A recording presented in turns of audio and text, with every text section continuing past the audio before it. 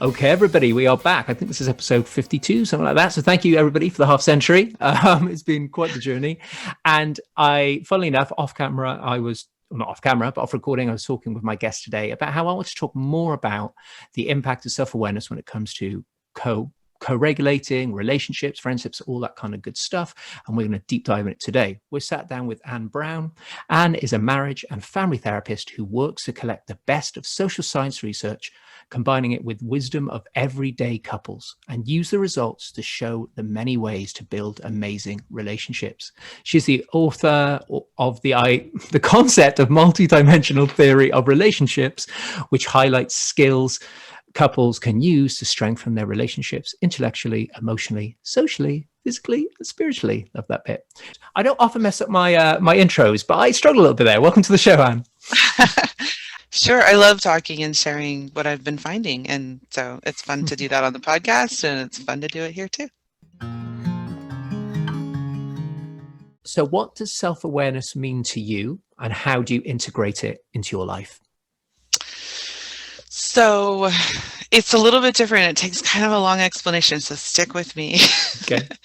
I think I realized that for me, there's the basic self-awareness, which is just there's a difference between sitting with yourself and being aware of, okay, how am I feeling? What am I doing? What do I look like? How am I being?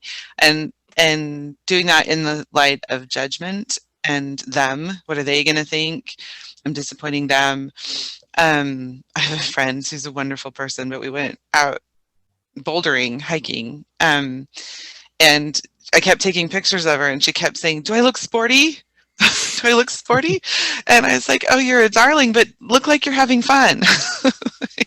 I don't know if you look sporty, but we kind of do that in our self-awareness, and to shift that away from there, which you've been talking about forever, to just sort of sitting with, well, where am I at, and not having that judgment piece come in.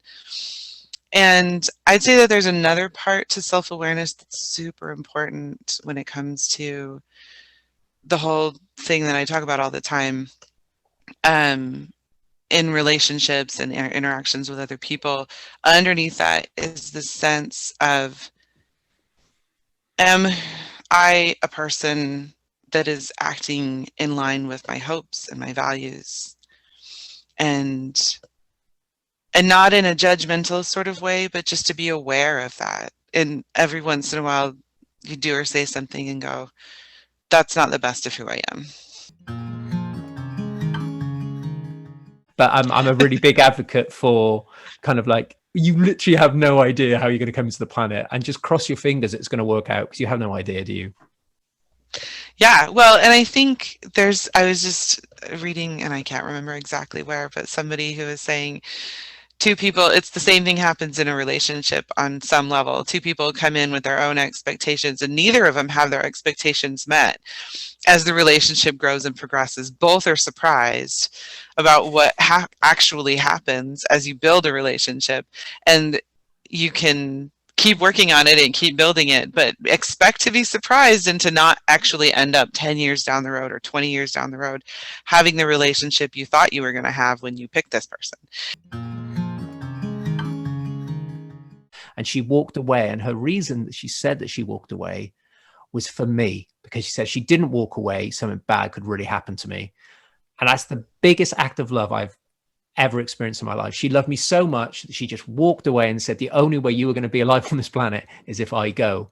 And it's such a beautiful story. But it goes back to what you were saying about these roles I had, and how knowing who we are and what we bring to a relationship. I just thought I was unworthy and useless, because that's what I was taught by all those bullies for 3.5 years. So does that story kind of make sense about kind of the roles that we play? Yeah, absolutely. And I think this is one of the deep things that I've learned as I've gone on this journey and done all this research. I mean, I'm doing the research, I'm reading the research, but read all of these findings and these theories that different people have about relationships. Is we believe that when that kind of thing happens, we're failing. When in reality, and this is again back to David Snarsh, he calls a long-term relationship a people-growing ecosystem.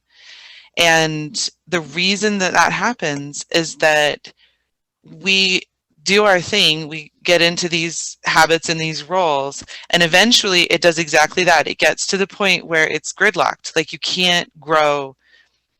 Either somebody has to deny who they are, or somebody has to ask the other person to deny who they are, and that you get into this, it's unresolvable. And John Gottman talks about unresolvable differences. So I want to thank you so much for joining me today. I'm sure the audience enjoyed this. I'm really looking forward to bringing back on, but I want to thank you so much for your knowledge and your wisdom and just your lovely energy. It's been a real joy to talk to you today. Oh, thank you. You talk about creating a safe space. I think you're very good at it. Oh, well, thank you very much. We'll see how my coaching unfolds. Hopefully I can pull it off.